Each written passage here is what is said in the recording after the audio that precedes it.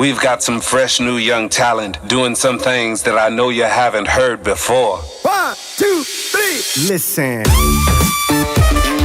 Welcome to Finances, your home for all things financial, investment, money and lifestyle.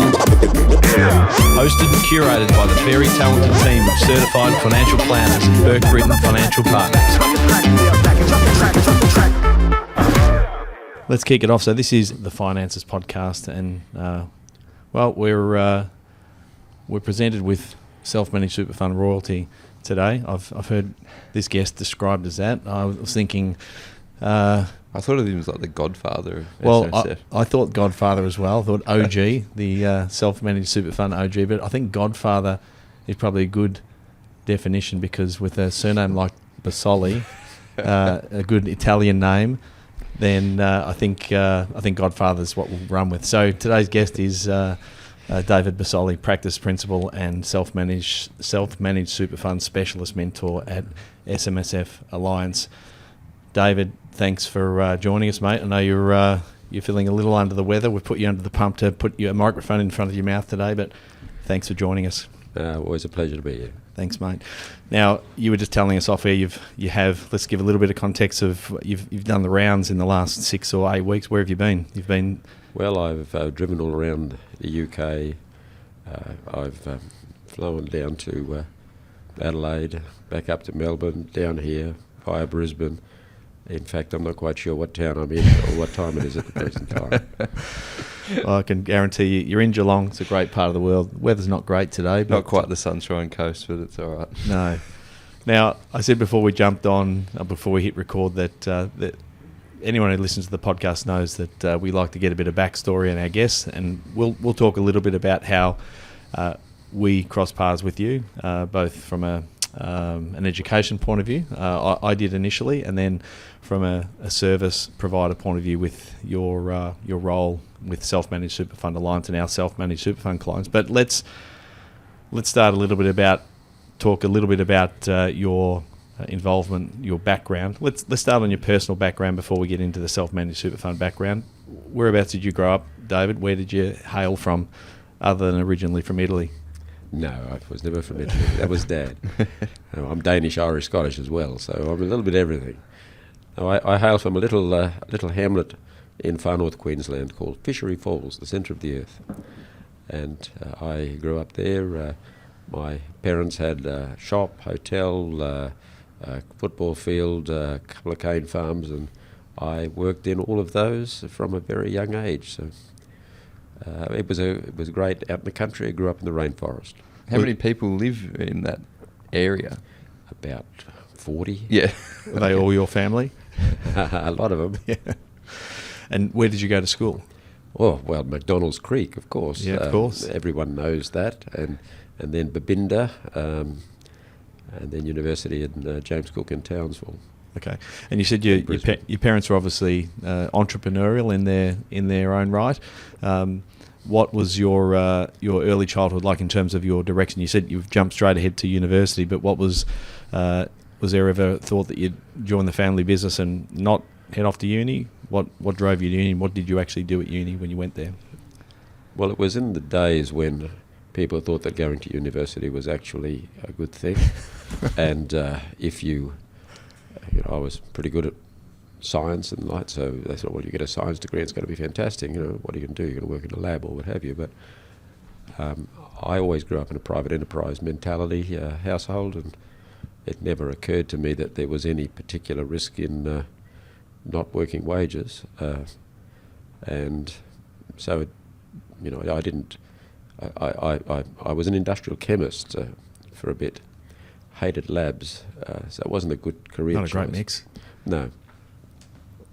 But growing up, seeing mum and dad wheeling and dealing and doing what they had to do to get by at the time was a very good education.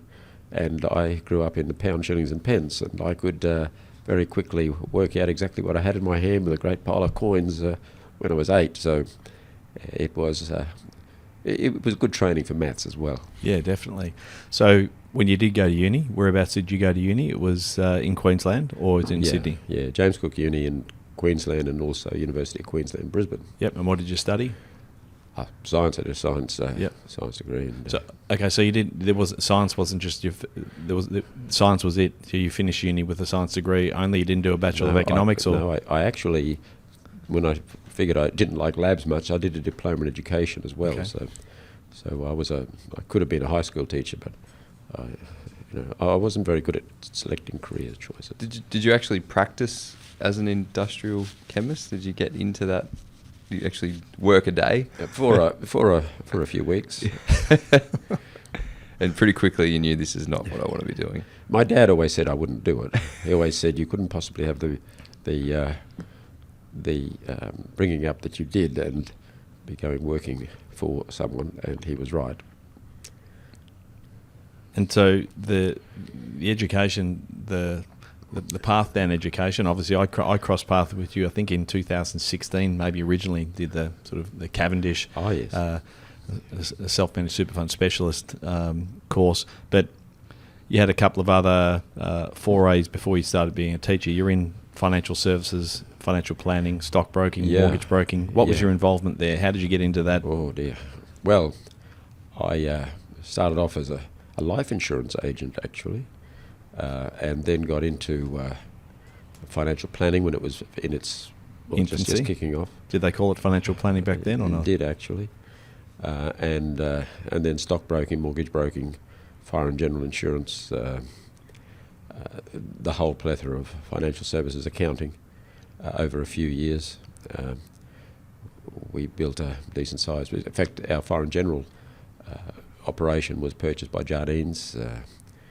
I was with Morgan Stockbroking for a bit, but it was always my own business. But at the same time, because there was always opportunities to do things, we also had, there were four of us, we also had a building company and a couple of nightclubs and a silver service restaurant and an entertainment organisation which brought interesting artists to Australia. And I was going to say I saw Johnny Cash on there. I think. Yes, we had Johnny Cash, and we had a large motel. I used to live there too. And when I say motel, it was about 50 odd rooms with four 3-story residences at the back. And Johnny was he was an absolute gentleman. He used to always tip his hat and say "morning, ma'am" to my wife, and she just went to pieces. Quivered. Sorry, Ben. I was going to say, I'm sure there's plenty. I was just looking on the list again. Village People. Who else are the big names that rolled through in that Well, at the time, phase? of course, but Julia Clark, she was big in those days. This is a little while back. And we had the Rocky Horror Show for a year. Every town in the country except, or every capital city except Melbourne. That was an interesting arrangement as well. But during all of this, also had the financial services. So I didn't exactly just run around, being Frankenfurter or what have you. I was doing the financial planning and all of that at the other side. As I said, there were four of us, and we had a decent-sized organisation. And then something happened. Where you've said here that, yes. that you lost a lot. Except the financial services. That's right. Swiss franc loan, where we had 50% LVR, which became 110% overnight. And, I would have thought that being in financial services, I should have had more sense to realise about currency fluctuation. But at that stage, the Australian dollar had not been floated and never had been for years. I think Keating floated it, and it was obviously a good decision for the country. It wasn't so good for me. Had to start again. And that does crystallise your thought. But, that was 40 odd years ago. So it's an experience which I think causes you to reevaluate your priorities. And I'm assuming it's held you in pretty good stead with not repeating that issue, Indeed. either yourself or Indeed. with other client scenarios that you see. Indeed. No, it's good when you have the, not good, but it's instructive when you have the personal experience. And I was married and had 4 kids at that stage too, so it was a fairly heavy time. Yeah. You mentioned your son about the same time. So the business, other than the financial services business, you lost the bulk of that. You had some family issues with your son becoming ill, and you moved to Brisbane.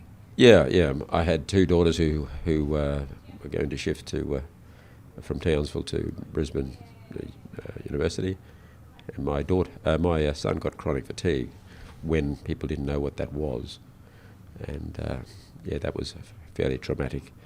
And we just decided when we finally found someone who knew what it was, and a doctor who didn't just say that my wife was a crazy woman who didn't understand anything about anything. Well, then we moved to Brisbane, and so I said, okay, we'll start again here. And I had all the knowledge, and I knew what I wanted to do. So had you sold the financial services business that you had previously, or did you just transfer it down? Sold it. Okay. Sold it. Now, we mentioned at the start that you are sort of self-managed super fund OG, and I think in one of your bios that I was having a look at last night or this morning, when you've been in financial services since almost before self-managed super funds existed. Certainly before they existed, yeah. yes. So you mentioned when you did move down to Brisbane, and you say you opened up a self-managed super fund admin business. Yeah. What was the original origin story of self-managed super funds? Like what was the original instigation for self-managed super funds to exist? Well, when I first got involved in this nascent sector, there was no such thing, and instead there were things called internal funds. Internal funds were an absolute tax fraud.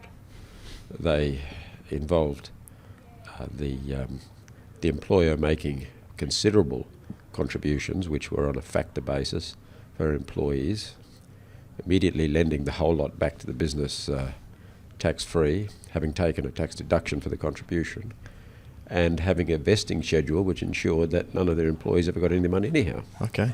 It was Sounds like a rort. It was, and I'd have to say that I was disgusted when I saw a business where this lady had worked there for 30 years. And that happened to be the vesting schedule, and they sacked her the day before. And I thought, nah, this is just not on. But then the government changed legislation and basically made those particular arrangements, well, outlawed, as they should have been, and started to introduce some real rules. And when they did, the reaction to the accounting profession was that, well, that's the end of that, this is terrible. And I thought, no, it's not, it's actually the start, because you've got a situation now where you've got some real reason and proper benefit to people doing the right thing and achieving some results. And that's what happened. It just exploded. Yeah. And there's some noise out there, isn't there? We're a loud office here. We'll turn the microphones down. So how long were you in, like that Brisbane business, the self-managed super fund admin business? Like you still had multiple things happening in your world. What timeline was that? What year was that? Oh dear. 40 years ago. Okay. But I always found, I don't know what it is about self-managed super funds, but I enjoy playing chess, and self-managed super funds just sort of gripped me. I don't know why, perhaps I'm a bit weird, but I saw them as a specialist area that just interested me intensely, because there are so many twists and turns, so many things you can do, so many things you can't do, but so many things you can achieve if you tread the waters properly and don't cross lines here and there. So to be able to know all of that and to impart that knowledge to other people and to see people actually build a better life as a consequence of that, that's very satisfying. That's why now I basically refer to myself as a retiree with an obsessive personality and an SMSF hobby, because you did try to retire at some point, didn't you? So I did. Not too long after, was it 10 years after you began that business? How long after you? Yeah, and you said enough? Was that at your... it was the wife, of course. Okay. And it's interesting because she always wanted me to retire until I did, and then I was at home and she didn't want me to. She sent you back to work. You didn't decide to go back to work. Well, I think it was mutually a relief to her, but no, I just found it. You see, I don't play golf. I don't go to bowls. I don't fish. I'm an incredibly boring person. But what I do is SMSFs. It's my obsession. So I'll never retire. Do you think with SMSFs, it's because of all the different tax rules and everything that goes with it, and all the legal obligations? It's almost like a fantasy world that sits off the side of taxation and accounting. Like It is, yes. because there's probably little bits of crossover, but really there's very much a different world, a different rule book altogether. Is that what sort of fascinates you with it? Yeah, I think so, yes. It's like a self-contained Marvel comic. Yes. Yeah. As you were talking about it, I'm thinking about it's just like a different universe. Yeah.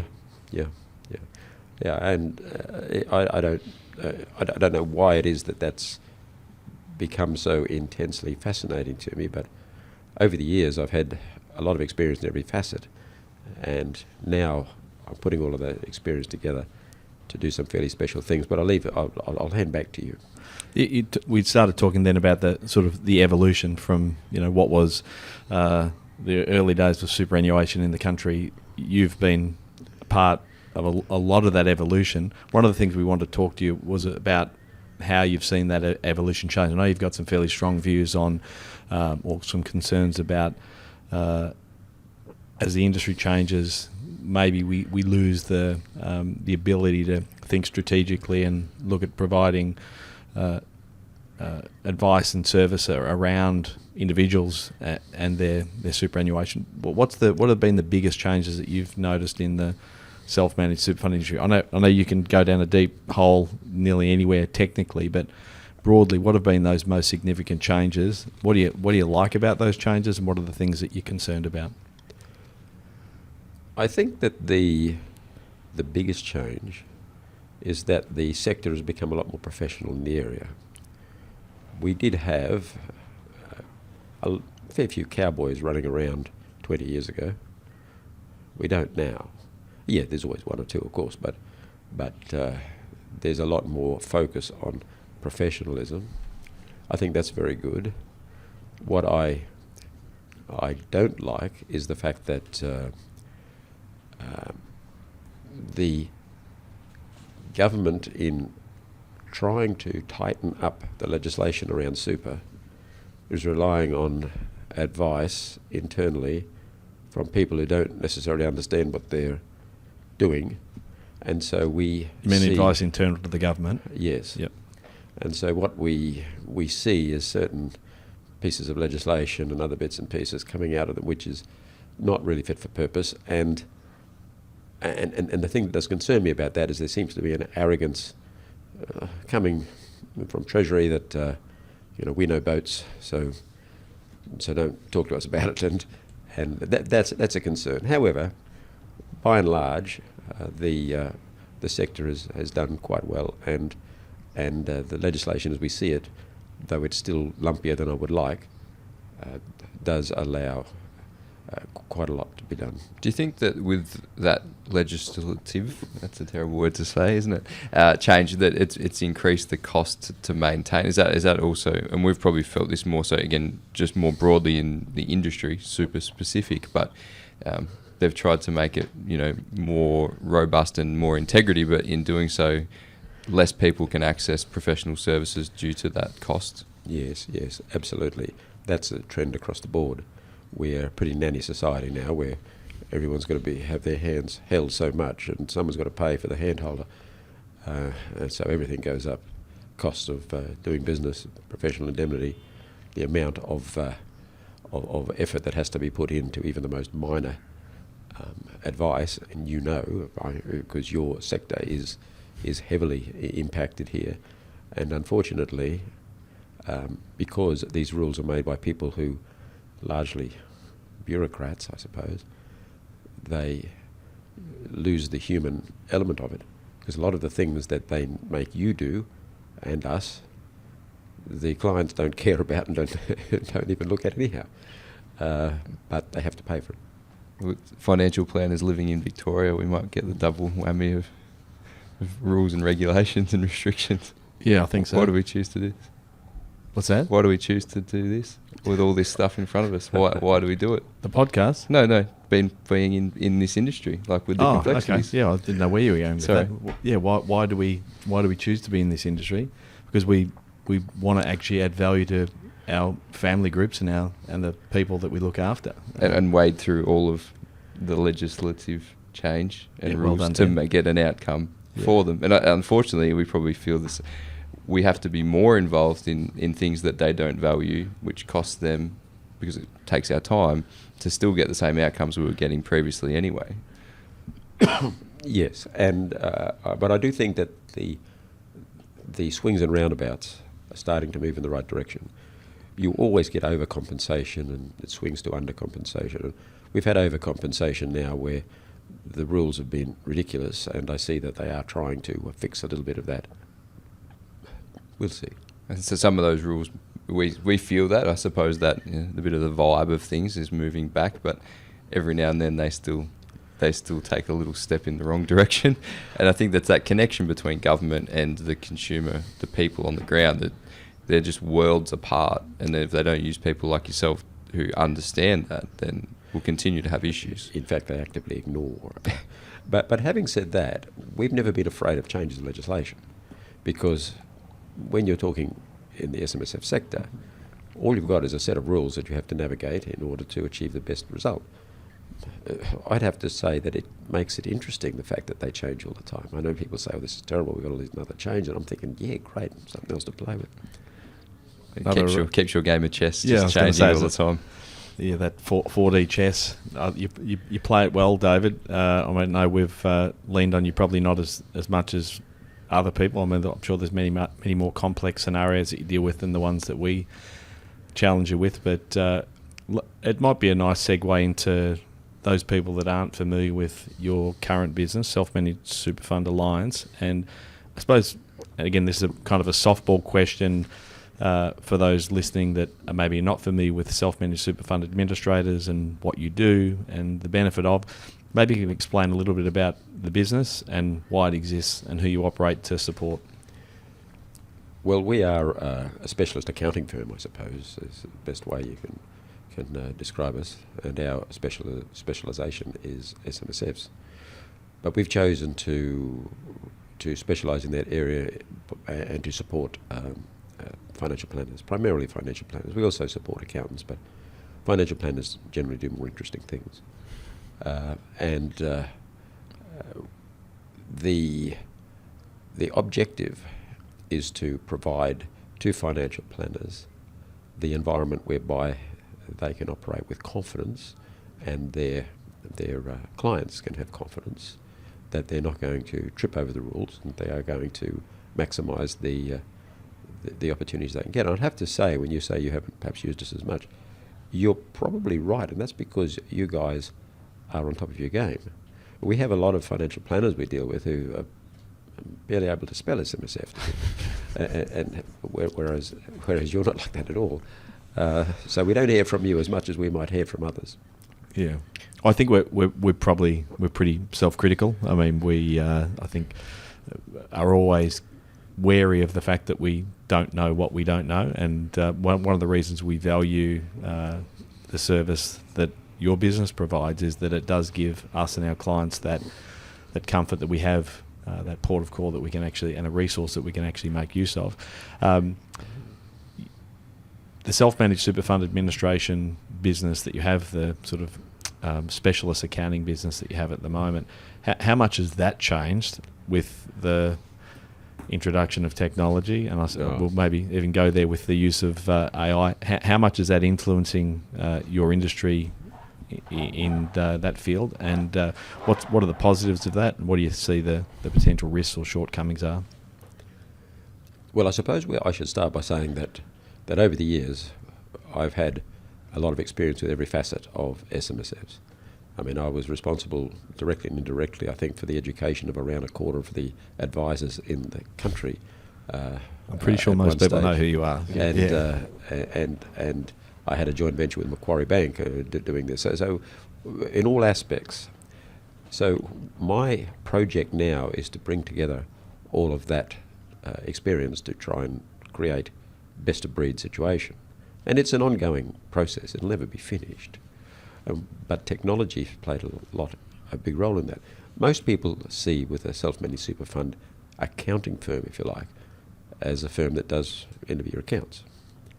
Well, that's not what we're about at all. Obviously, we do them, and we do them very well, but we've been more focused on how we can add value to our users, which is the financial planners and their trustee clients, based on the data we hold. So we have this ongoing project to build out our portal to analyse the data and to produce a number of aids which assists you to do a better job for your clients. Indeed, we just won the Momentum Wealth's inaugural SMSF Platform of the Year award about 2 weeks ago. So we have lots of things happening there, and I'm looking forward to speaking to your team after this to tell them about 3 new items that we're producing, and that's all because of technology that we can do that. Technology and the knowledge that goes with putting it correct. So, you mentioned AI. I've been looking at AI, and it concerns me that I ask AI questions, and it gives me wonderful answers, which are wrong, but they're really placed and stated so categorically that you'd have to know the answer to the question you asked before you'd realise if the answer was any good. That is a major problem with AI at the present time. I think they call it an hallucination. They do. Yeah. And yeah, it's certainly a very, it's one of the big risks in relying on AI. I think AI, like a lot of tools, can be used well. I don't think it's just not at this point, or probably in the future, going to be the answer to every problem. But where used appropriately, to maybe extract some data from a set or something potentially. But if you're asking it for a complex question about a structure of an SMSF property purchase or some agreement or something, it's probably going to struggle. And that's where human intervention and professionals will still, always have a place in that. I think that the first stage in this is that we can have, and indeed I've got it there, I just haven't released it or refined it enough to release. I have a situation whereby I can feed in the information that the AI learns. So the questions that it answers based on proper information, and not something that it's gleaned from somewhere in the web, from someone who doesn't know what they're talking about. Yeah, so you limit the data set that it can actually extract information from. Yep. I think otherwise, if it's just pulling it from everywhere, it might pull it from an article that was from 3 years ago and state it correctly at that point in time. But 3 years is, rules have changed. The cap's changed, whatever it might be. All sorts of things. So, like you state, if you limit that data set to things that are relevant, it makes sense. I'd have to say that using the old Google search, I used to get some interesting things. One of them, and I suppose that I sound a bit big-headed in saying this, but I typed in a search, a very complex thing, just to see what they said, and I only got one article, and I thought, this is a pretty good article. This bloke's a genius. And then I read at the end, I saw I'd written it. Well, you are very well cited. For those out there that know you produce a lot of content and articles for a lot of the self-managed super fund publications. You mentioned some of the tools. Maybe it's worth just touching on that. I was reading an article about the tools that you're producing for the benefit of advisors, and essentially it's animated explanation videos that would help us as advisors explain some of the concepts around self-managed super fund administration and maybe some technical elements. Have I got that right? Yeah. That's my latest little fun toy to play with. Yep. Producing these animated videos which are on particular topics which are going to be useful to advisors to give to their clients. Yeah. So there is, for example, one which is quite a long animated video, it's for 12 minutes, on the difference between SMSFs and APRA funds, because I have not seen anywhere anyone who produces that sort of comparison without having some vested interest that obviously shines through. I have a couple more there of interest, and I just mention them because they're on YouTube, and have a look.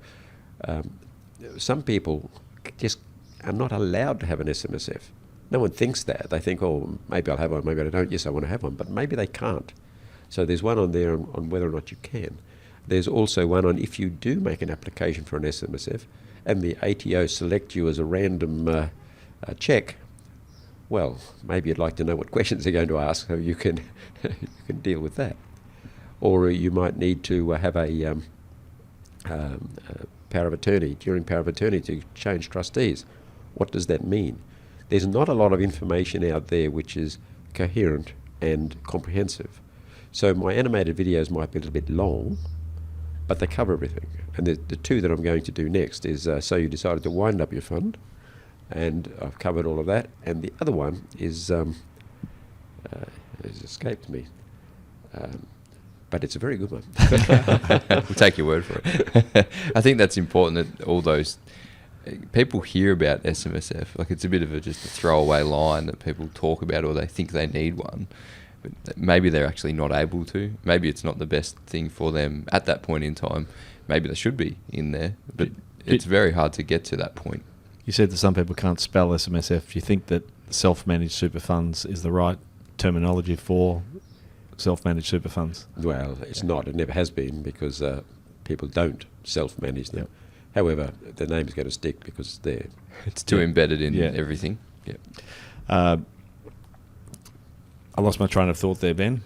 Jeez, unlike you. I know. It's just it's too much running. Too through much this excitement mind. about. Too much excitement super. about having. Question. I'll just jump onto a question in my mind. What do you think is the biggest trend in terms of people establishing them? Like, is there a tailwind in a certain space or area or something you're seeing the most establishments of new funds, or is it sort of a bit of a spread still?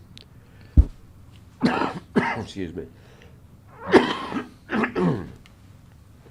I think that the establishment patterns basically go something like this.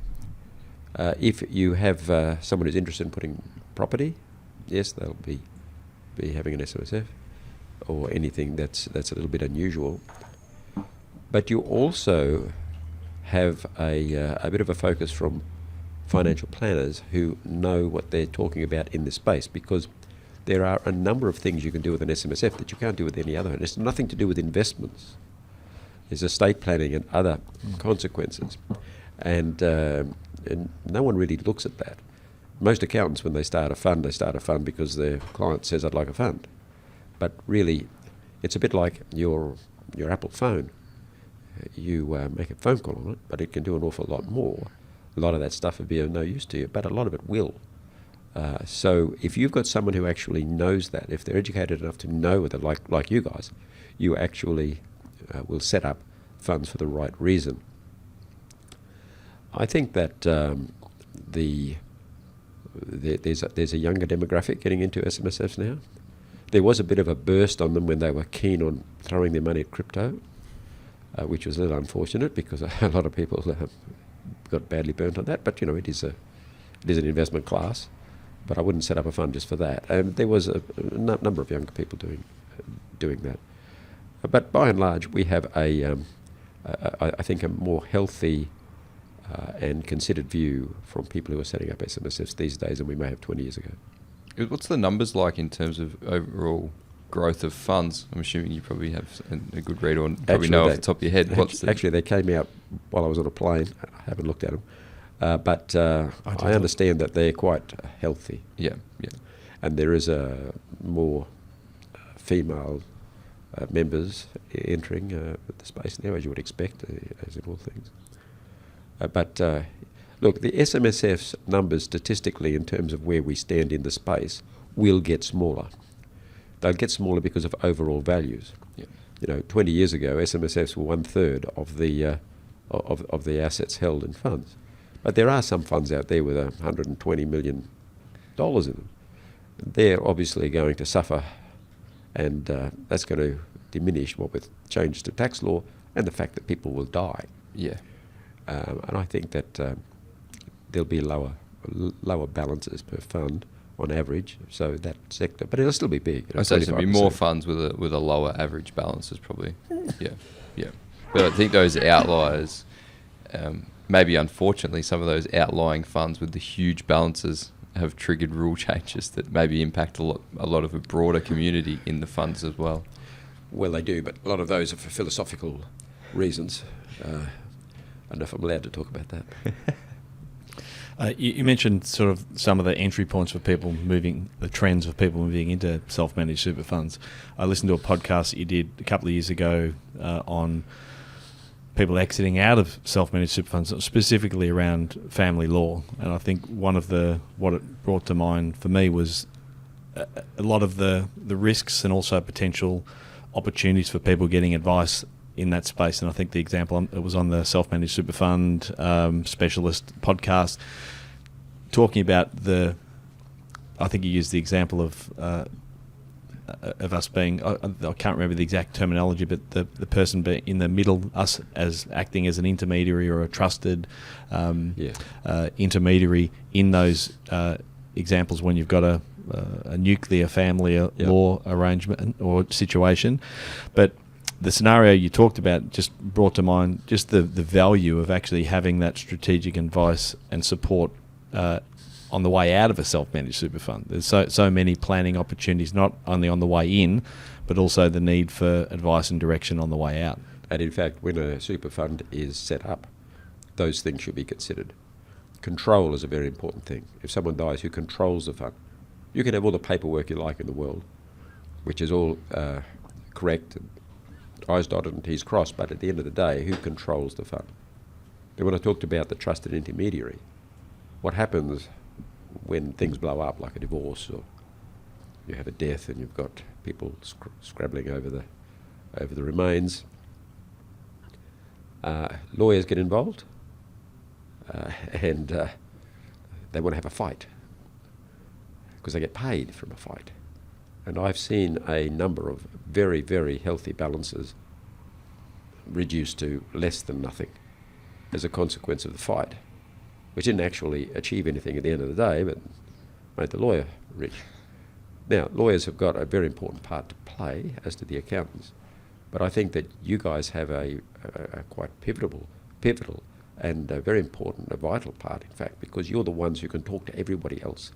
You know what's what, and you can also tell who's gilding the lily and who's got a vested interest in not working in the right way. So you're in a very powerful and very important position in any sort of dispute like that. We often say we're sort of the gatekeeper or the project manager or something in that space, but we do have all those connections tied together, and whether it's an existing client or someone who is entering that situation, we're trying to encourage people to get us involved earlier so we can just helicopter view. I think Jay usually uses that term, is just look at it from above and try and help them steer them in the right direction before it just becomes an expensive brawl in court. Yeah. And it's crazy what some people will fight over. Quite often I think that a lawyer loves it when someone comes in and says, we've got a stoush coming up here, and what I'm really concerned is the principle of the thing. Wow, there's a lot of money in principle. Let's do this on the principle of the thing. Yeah, arguing over frequent flyer points or something like that. It is. You mentioned the importance of planning early. I was thinking about the importance of planning control before you. Like, the best time to get advice is yesterday. The next best time is right now. But it is, I suppose, incumbent on us as financial advisors to. Well, one of the reasons we started this podcast is that I think we've done a poor job over time of actually explaining to the broader population exactly what we do and the role we act, as Ben said, of acting as the gatekeeper and project manager and aggregator of services and relationships.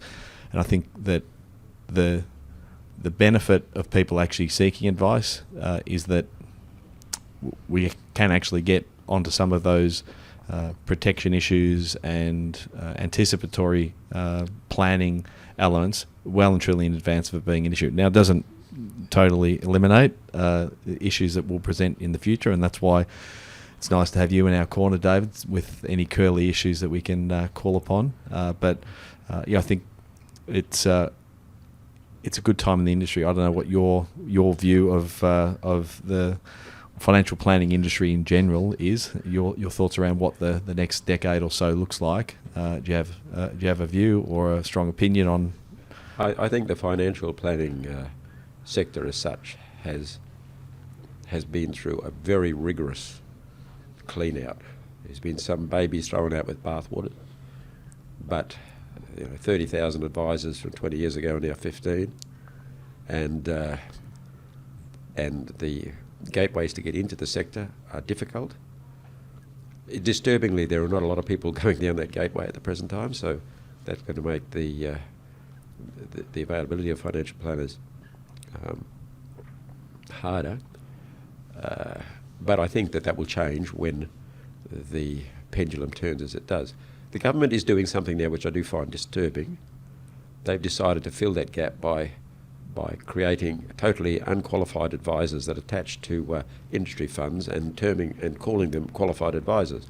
Well, there is no way in God's green earth that such a person could any way, shape or form compare with the sort of rigorous training and knowledge that you guys have, and to call them qualified financial advisors is appalling. Anyhow, that hasn't been done yet, but it's certainly... Clip that one, Ben. Bang. It is certainly there. I think that one of the issues, and it's been obvious for years and years, where you can see that financial planners bring a different viewpoint to play is just by looking at how many funds have corporate trustees. If a fund is set up by a financial planner, it invariably has a corporate trustee. If a fund is set up by an accountant or an individual, it almost invariably has individual trustees. Now, when you've been around for as long as I have and seen as many disputes, etc., that happens when someone dies, you wouldn't have an individual trustee for love nor money.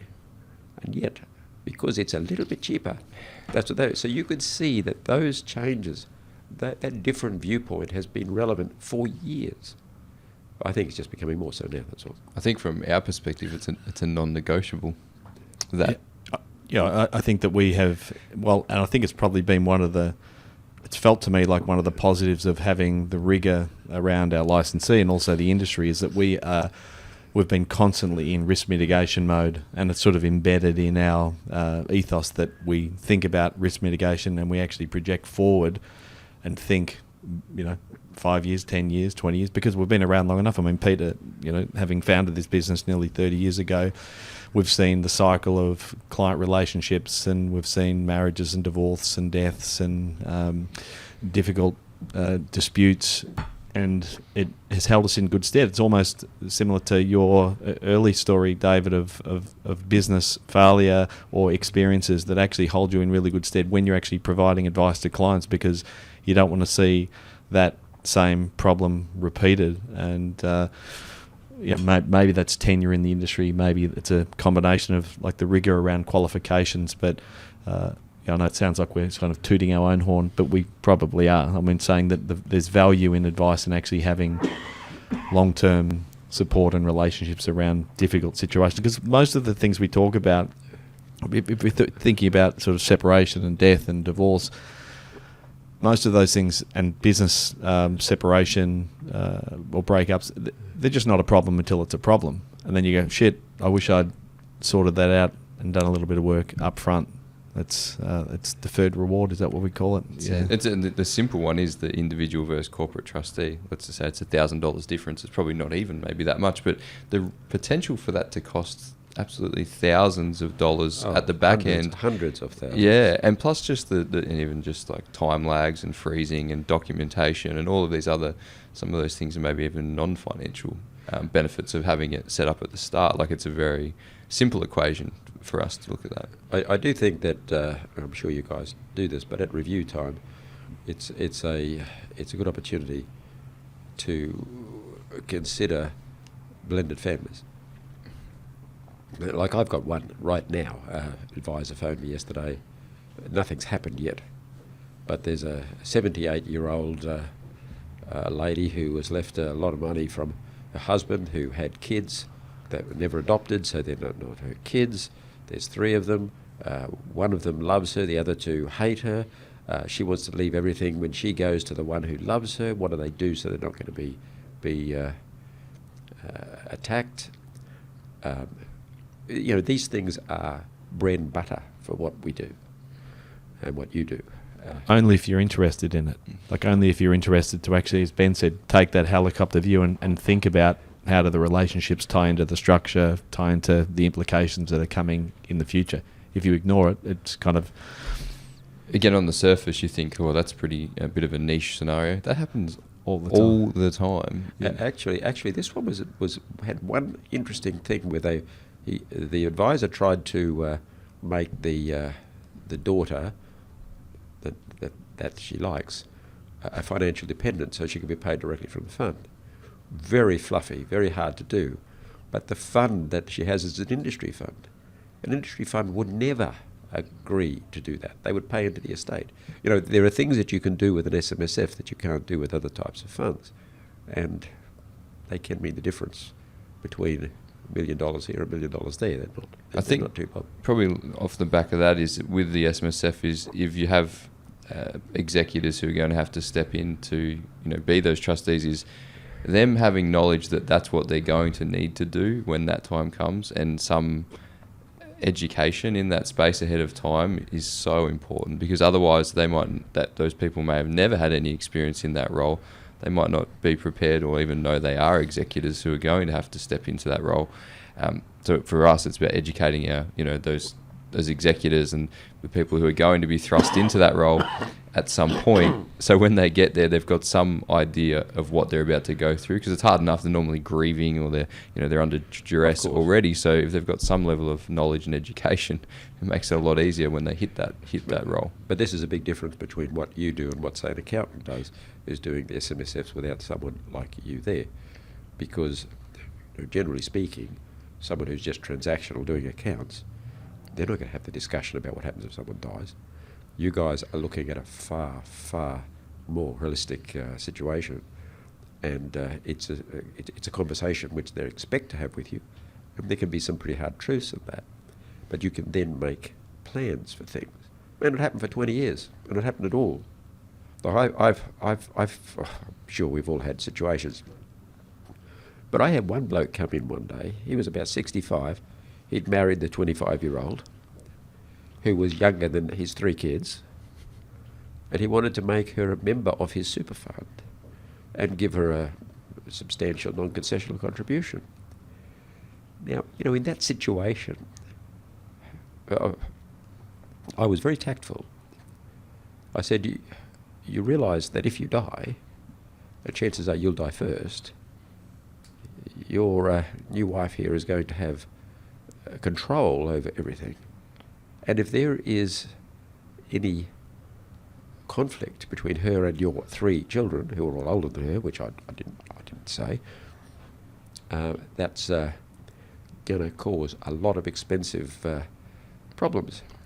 I said, also, why don't you just make 2 funds? Put her in the other fund, just her. I said, because remember that when you have your 3 kids who look at this and see Mary in there with you, that could cause disruption in your family relationships, because they'll wonder what she's getting that they're not. So why don't you do this just to make sure that your kids and your new wife get on better than they might otherwise do if you did this? He was incensed. I was going to say, did he listen? No, he didn't. He was incensed. And how dare you? I said, okay. He walked out. I said, well, that's a problem we're not going to have. Yeah, he dodged a bullet. And I think that's a great scenario, and you have different scenarios where someone comes in and they want to buy a property, just in their own name, and you say, look, I don't think this is the best option for you, and you explain why. They don't like what they hear, they go and do it anyway, and too often there's a lot of mess that follows that around, but they won't come back and ask for help at that point. But you do your best, you present the facts to them. Not everyone's going to agree with what we state, but we've unfortunately seen when it can go pear-shaped too many times to not flag that every single time. Yeah. Yes. Now, mindful of time, David, appreciate your thoughts and your anecdotes to this point. Is there anything that you'd like to close on? Any closing thoughts, call to action to either clients or other financial advisors out there listening to this podcast, anything else that you'd like to close on before we get you to tell us where people can find you and your team at Self-Managed Superfund Alliance? Look, I think that one of the things we need is for people to become a little bit more interested in what's happening at a political level. We have a problem now with this 3 million cap business, and it'd take me a while to explain that to listeners. But the bottom line is, for all those young people out there who think 3 million is never going to affect me, if you whack a 3 million cap in place now, which is not indexed, and they're 30, by the time they're 60, it will certainly be affecting them. So there needs to be a little bit of more involvement in people in talking to their local members about things, but they're really not going to understand these things unless you educate them, because most people just don't know. I tried to speak to every member of the government about this.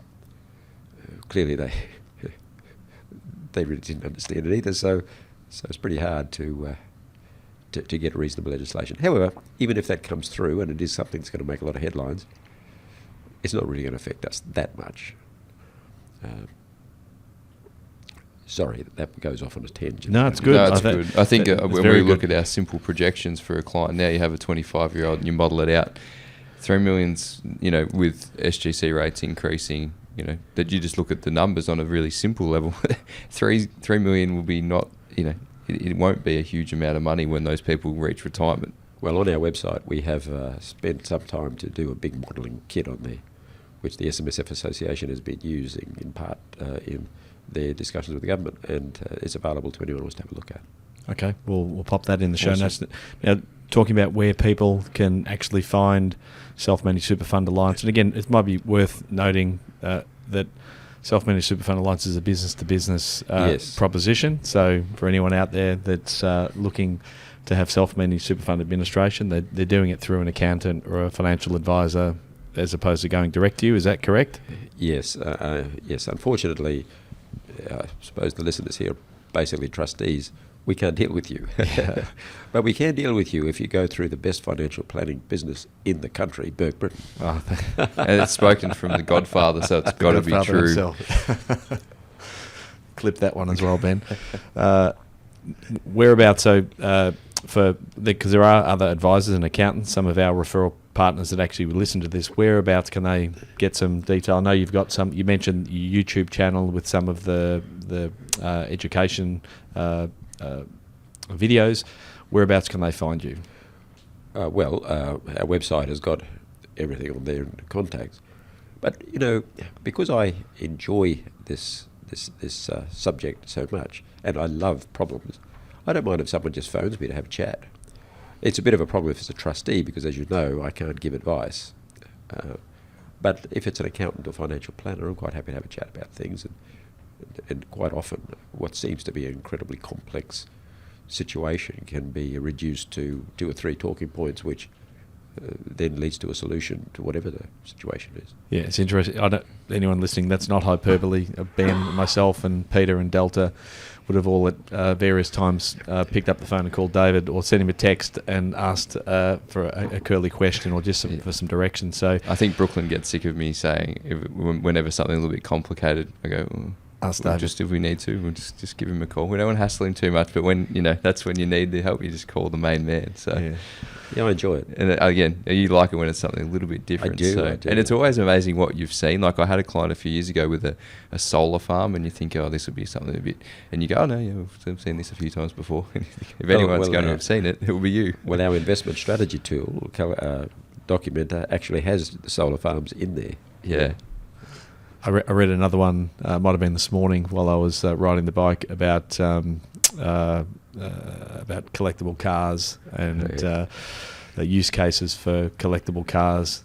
Just there's so many quirky, niche components of self-managed super funds that on our own, there's so much that we don't know. I think that's half the challenge for anyone providing advice, is to actually acknowledge when it is that you don't know what you don't know, and not be afraid to actually ask questions, not be afraid to actually pick the phone up to someone like yourself, David, and ask. Well, quite apart from the fact that I enjoy it, I often find that the discussion turns on items which no one even thought of as being relevant.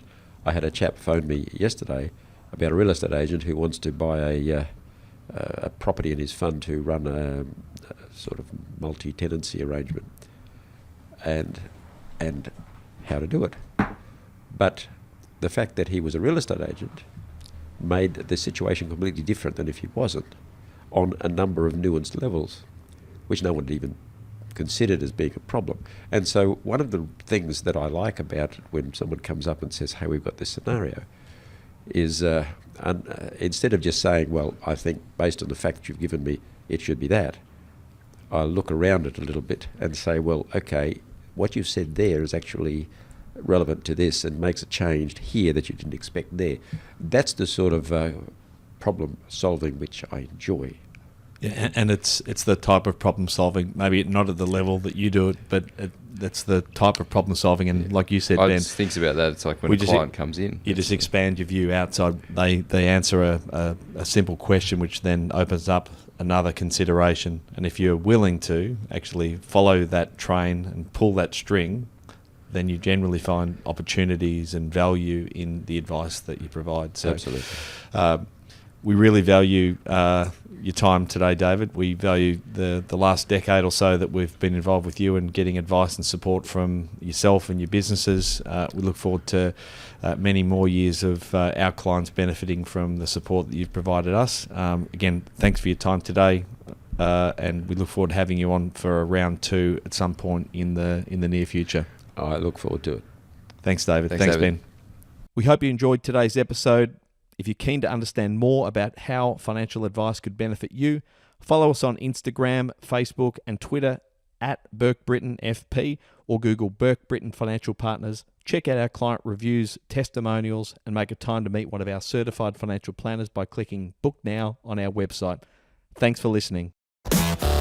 Any information contained in this podcast is of a general nature only. No account was taken as to the objectives, financial situation, or needs of any particular person. Therefore, before making any decision, listeners should consider the appropriateness of any information with regard to their particular objective, financial situation, needs, and seek independent advice from a licensed professional specific to their circumstances. All right, hit it. That translates to don't be a moron and act on what some random person says on a podcast. Take personal responsibility, do your homework, ask questions, and speak to an actual human that knows what they're talking about before you do anything.